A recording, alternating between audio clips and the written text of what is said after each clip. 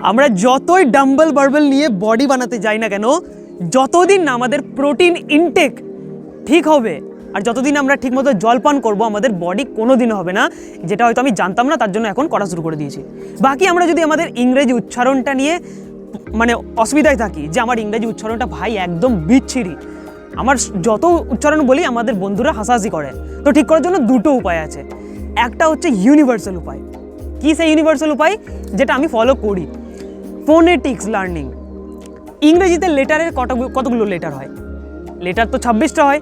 এই 26টা লেটারে কতগুলো সাউন্ড হয়? 26টা সাউন্ড হওয়া দরকার, বাট না, 44টা সাউন্ড আছে। ইয়েস, 44খানা সাউন্ড আছে। আর এই 44টা সাউন্ডের যদি আপনি মাস্টার করতে পারবেন, তাহলে এই উচ্চারণটা আপনার জন্য কোনো ব্যাপার হবে না, আপনি শিখে যাবেন।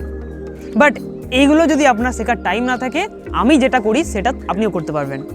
একটা ইউটিউব চ্যানেল আছে, যেই চ্যানেলের ভিডিও দেখে দেখে আমি প্র্যাকটিস করি। সেই ভিডিওগুলো দেখি, শুনি, আর উচ্চারণটা প্র্যাকটিস হয়ে যায়। তো কমেন্ট সেকশানে কমেন্ট করো, সেই চ্যানেলের নাম আমি আপনাকে দিয়ে দেবো। বাকি সবথেকে বেস্ট উপায় হচ্ছে ফোনেটিক্স শেখা। ফোনেটিক্স 44টা সাউন্ড শেখা।